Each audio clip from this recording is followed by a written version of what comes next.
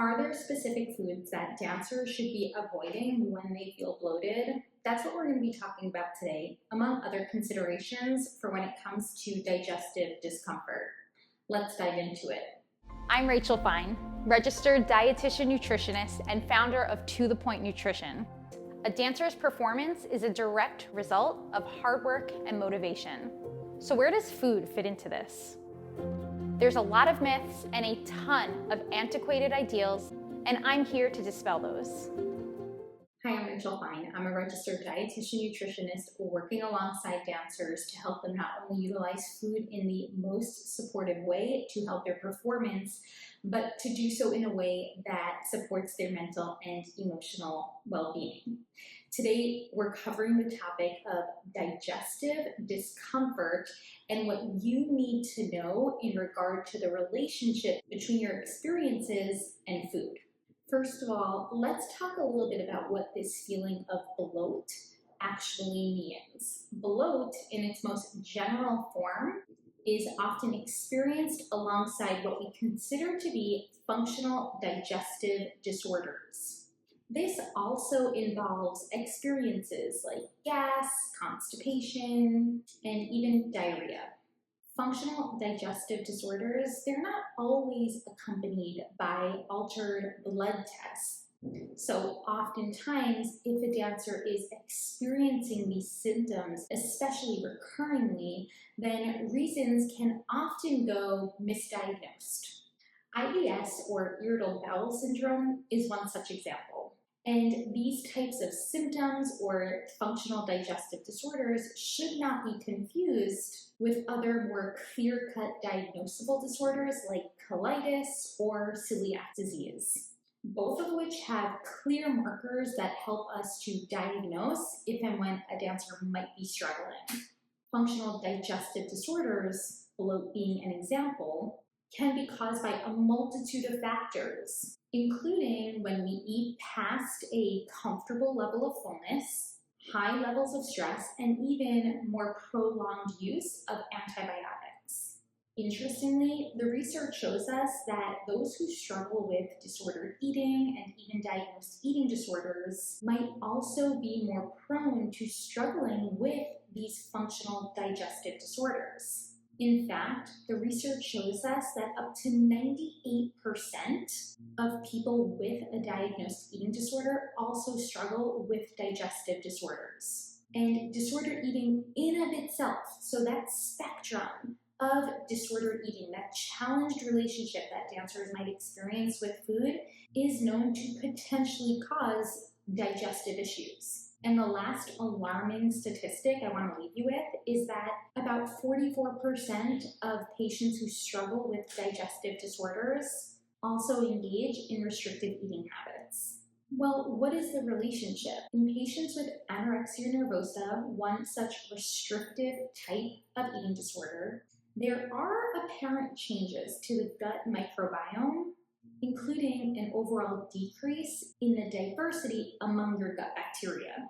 And even after treatment, so after recovery of an eating disorder, we see that this lack of diversity in gut bacteria remains present.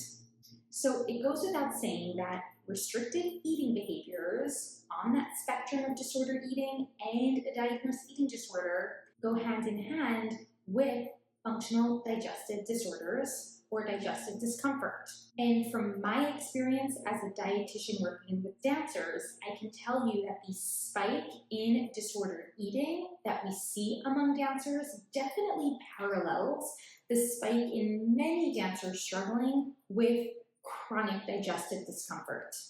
How do we navigate through this? Well, traditionally, nutrition therapy was always the first line of defense, and unfortunately, elimination diets are often what's turned to first. This involves the complete elimination of either a specific food or food group from a dancer's diet. And let me tell you, there are problems with this from the start.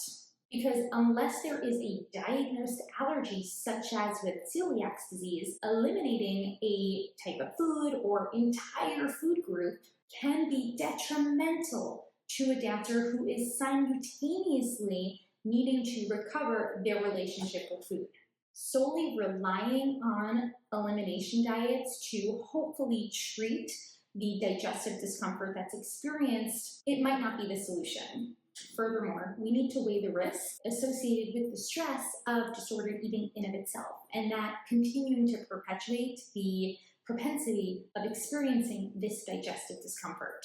A couple things that dancers can keep in mind. First and foremost, because this is what I often see, is that we need to stop confusing fullness with bloat, especially for dancers who are working through healing their relationships with food and healing from diet culture. Because eating past fullness happens to be a very common and even normal experience that dancers might meet along their journeys to regaining body attunement when learning how to fuel their bodies from a more intuitive place. When we stop restricting our food choices, when we stop going from a place of chronic underfueling, and when we start eating a more adequate amount of food, it can very much feel like a dancer is, and I quote, overeating or even eating past a point of their usual level of comfortable fullness. So this might need some getting used to. In fact, the feeling itself, feeling comfortably full, might need to be redefined for you. And this is the process of self-discovery that I work on with dancers within my program, The Healthy Dancer. The same goes for if you're experiencing stomach distensions or having a distended belly after eating, even after eating foods that you've previously deemed to be off limits. To a certain extent, physical discomfort, it might be a very normal and very temporary response to when you are working towards building a more supportive relationship with food. But unfortunately, there's no doubt that diet and wellness culture, especially in the dance world, has truly stigmatized these feelings of fullness, and this is often where dancers will tend to struggle on reintroducing previously deemed food, especially if they fear the potential for digestive discomfort. In my work, I've even seen some confusion between intolerance from foods and the temporary feeling of fullness within that work of self-discovery. But when is bloat actually a problem? Because I would never want to discredit or invalidate any dancer's discomfort that they might be experiencing after eating. And feeling physically uncomfortable after eating, it's not something we should ever ignore. Plus, with the stats I mentioned earlier, it is very common for those who struggle with disordered eating to also struggle with functional digestive disorders. And seeking support is a must. So reaching out to a trusted medical professional, including a licensed gastroenterologist in addition to a registered dietitian nutritionist, is highly encouraged. But are there ways that you can start to intervene upon the digestive discomfort now? Let's cover a few. First and foremost, off the bat, if you are immediately being told to avoid some of the most common culprits, gluten, dairy, or sugar, then I want you to raise a red flag. Because these are the very restrictions that I often see drive dancers into the world of, and I quote, clean eating, orthorexia, and ultimately disordered eating. In fact, there are many ways in which we can intervene upon digestive discomfort without having to turn to the complete elimination of any food or food group. The first thing I want you to do is to start with a food and mood journal. This is not a calorie tracker, it's not a macro tracker. In fact, a food and mood journal will help us to identify foods or patterns within our eating and if and when your digestive discomfort might be experienced. You'll want to take notice of patterns, not just types of foods that might be causing this, but when you're eating certain foods, and the potential for any activities that might be causing this as well. Because believe it or not, exhaustive exercise routines, intense cross-training schedules, and even super intense dance and rehearsal schedules can exacerbate, if not potentially trigger, digestive discomfort. We can also think about how we're eating. Did we eat a meal faster than usual? Or are we able to sit down in a more calming environment to experience mindful eating techniques? Also, fueling your body consistently throughout the day, that means not going extended periods in between meals without a snack refuel, will definitely help in alleviating and even preventing that digestive discomfort. A couple other tips: managing stress. I know this one is often easier said than done, but if you're struggling, working alongside a licensed professional, a licensed mental health practitioner is incredibly encouraged. As I mentioned earlier, dancers will need to dial back if there's a potential that they're over-exercising. Remember, joyful movement, it's not the same as strenuous prescriptive exercise. And overdoing it on the latter can seriously shift your blood flow from your digestive tract to your working muscles. While to an extent this is totally normal for intense dancing, prolonged exhaustive efforts can definitely exacerbate the discomfort. And giving your body some time to rest and recover might be your best bet. And one final note about those elimination diets, they tend to eliminate some foods that would otherwise be rich in nutrients known to help nourish our gut bacteria, specifically prebiotics, which happen to be rich in a lot of carbohydrate-based foods. These are often the first to get eliminated with common elimination types of diets. Prebiotics specifically, these are plant fibers that promote the growth of probiotics, or the good bacteria that line our gut. Avoiding foods rich in prebiotics, commonly, as I mentioned, carbohydrate-rich foods like grains, fruits such as bananas and apples, it's not encouraged. In fact, I've worked with many dancers who will reintroduce a lot of these foods into their diet and start to see some parallel improvements in their discomfort. And on that note, while complete elimination diets are never the answer, I will tell you that certain diety foods can potentially exacerbate discomfort.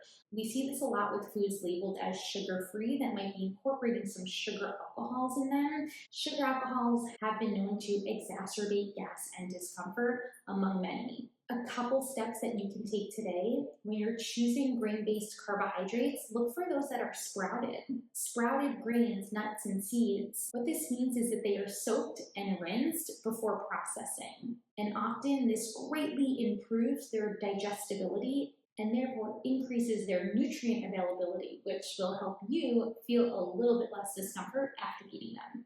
Also, choose cooked fruits and veggies, as these might be easier to digest when compared to their raw alternatives. And last, warm drinks like tea might be helpful. I even heard some dancers experience alleviation of the discomfort when drinking peppermint, chamomile, or even ginger tea. Lastly, if you are experiencing digestive discomfort and it is not alleviating even with some of the tips we considered today, then I highly encourage you to reach out, because working alongside a licensed professional such as a registered dietitian nutritionist like myself could be incredibly helpful in gearing you back into eating consistently throughout your day foods that are tolerable for you, that will leave your body feeling less depleted, more nourished, and ready to conquer what's ahead of you. Until next time, I'll talk to you soon.